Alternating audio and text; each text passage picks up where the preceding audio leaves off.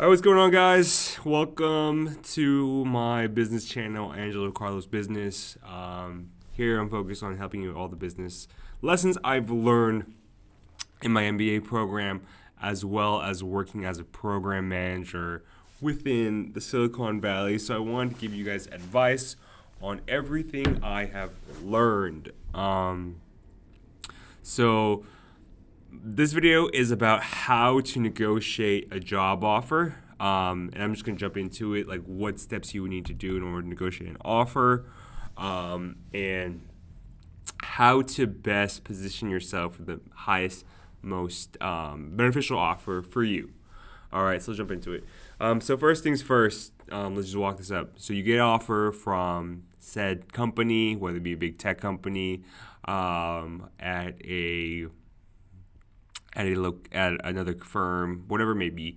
So what I would do is the first thing is you get on a call with the recruiter. The recruiter will say, hey, name, or hey, Angelo. The company is very excited for the opportunity for you to work here. They want to extend you an offer. And what they'll do is they'll first, for the most part, give you an offer via verbal confirmation. So what that's going to happen is that the recruiter will tell you the numbers or the offer they're going to give you. They're going to give you kind of like total compensation. If it's within most companies, like within a big tech firm, they offer you the total compensation where it's going to be a breakdown of three factors, which would be the salary, which is how much you're going to get paid hourly per se, or like how much like fixed set of money you'll be getting every year. The bonus, which is the end of the year bonus. And that bonus is like a fixed percentage of your salary, whether it be 10, 15, 20%, depends on your level. And then equity. So equity is essentially stock within the company, and that usually vests over 4 years for most places. Some places give you 25% every year for 4 years. That means more or less it's like if they give you $100,000 in equity over 4 years, that would be 25% the first year, 25% the second year, 25% the third year, and 25% the fourth year. So that is a total equity package of $100,000 over 4 years, and that's $25,000 or 25% every year, broken down. Keep in mind that equity, especially for a company that's already IPO'd, is taxed similar as income tax, right? So if you're in California, say you're getting taxed 35% for your income tax, you're going to get taxed 35% also for your equity, right?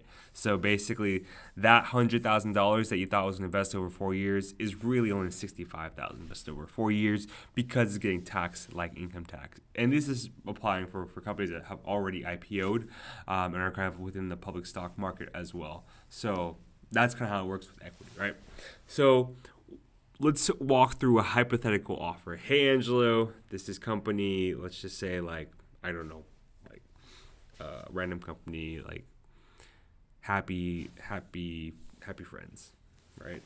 So the company offers you a total compensation of $100,000.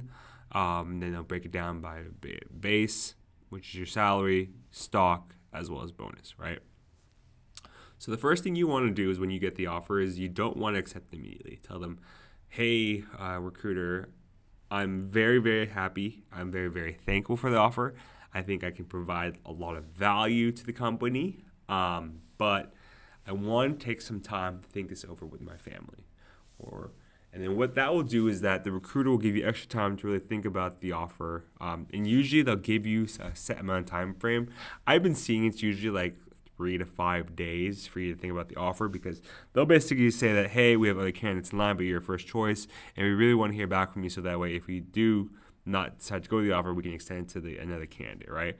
And that's just the recruiter like kind of pushing, like, wants you to sign on the dotted line, because a lot of times the hiring manager's kind of on them to hire already, as well as like a lot of their metrics are based on like a candidate accepting. And to keep it 100, there's no role unless you're like a very, very high priority role, unless you're like a vice president, whatever it may be, that is that urgent of priority. So be very kind of keen and aware of that, right? So especially if you're just kind of getting an entry-level offer, or you're like kind of mid-level offer, senior offer, right? you're important, but you're not like a super essential piece of the puzzle, like a VP or like a high-level senior director who's coming on board to a company, right? So keep that in mind, and don't feel too pressured to accept the offer because you do have some time, right? So the one thing you're going to do is once you get that offer of you saying, hey, I want to take some time, you basically have 3 to 5 days to think about it, right? And what I would do now is I would figure out what I'd want to do, right? Some companies will either offer you like the offer immediately, or they'll come back to say, how much do you want for the offer, right? If they come for that latter portion where they give you the offer and they're asking for how much you want compensation-wise, you give them a crazy number, right? So if you're going to like interview for big tech companies, say like, I don't know, like Meta, and they say, hey, Angelo, we want to give you the offer. How much are you looking for this role, right? What I would do is I would do due diligence on that role first, right? So if you're going as a software engineer, L3, L4, go to a website like levels.fyi, figure out how much they offer for that specific role, right? And then when you come back to the recruiter with that number, ask them for a number way higher than that, right? And don't break it down for them immediately. Just say for example, we have an L4 role, which is like kind of like a mid to senior level at Meta for an engineer. What you want to do is you want to give them a crazy number. I would say, hey, recruiter, because they're on your team. I say, I'm very excited for this offer. I want to accept this offer, but with compensation I'm currently looking for is a total compensation of somewhere around of $500,000. So say I would like $500,000 total compensation over 4 years. It's important you mention that 4 years so that they know that the total comp over those 4 years is about $500,000, right? And they'll come back and you say, hey, this is a lot of money. Are you sure? I don't think I'll get this for you. I don't think I'm going to get this for you. This is too much. This is too much. This applies to like big companies too, right? And then you'll just kind of push them and say, hey, I know this is a lot, but this is kind of what I'm seeing and what I'm expecting for this role. Please bring it back to the compensation team, right? So that way, when you go to the compensation team, you know that they're not going to be lowballing you with too low of a number, right? Because sometimes the role can pay around $300,000, but you didn't know that, and you only ask for $200,000 to say, oh, heck yeah, of course, I'll give you $200,000, right? Most recruiters aren't like rude or trying to screw you over like that, but you might be screwing yourself over by giving too low of a number. So my advice is ask for the highest amount you can get. I would always go over and just tell the recruiter, please bring it back to the compensation team, right? So that way you're not getting screwed over and asking for too low of a number. So what's going to happen is they'll come back and say, hey, Angelo, we can't give you $500,000, but we can give you $350,000, right? So there you go. You set your bar very high. And what happens now is that most negotiations have around 2 to 3 rounds of interview of kind of going back and forth with between the compensation team. So if you're getting around 350, you still have an opportunity to negotiate 2 to 3 more times, right? Or usually depending on the recruiter and depending on how much they like you and how good of a person and how kind of a person you are to them, right? Always, always, always come off as gracious and kind whenever you're interviewing or whenever you're negotiating an offer. That will usually buy you more time, as well as just shows respect to the recruiter because they're putting the work in to get you hired. And you got to realize, too, that their metrics are highly, highly, highly dependent on you getting hired, right? Okay, so you got that 350, right? So now that you have that 350,000, you're like, okay, this is a lot of money. I could technically accept this right now, or I can try and negotiate for more. Okay, so in order to negotiate for more, what you would do is you would do the following. You'd say, all right, thank you so much for this offer. However, this isn't really the number I have been looking at. I was looking for around 500,000. Can we modify the offer, right? So say they come back with 350. What you would then say is like, okay, I want 400,000 or 450,000 total compensation. Can you please go back to the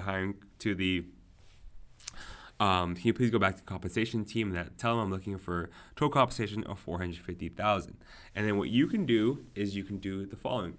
is that you can break it down between asking like more salary or more equity, right?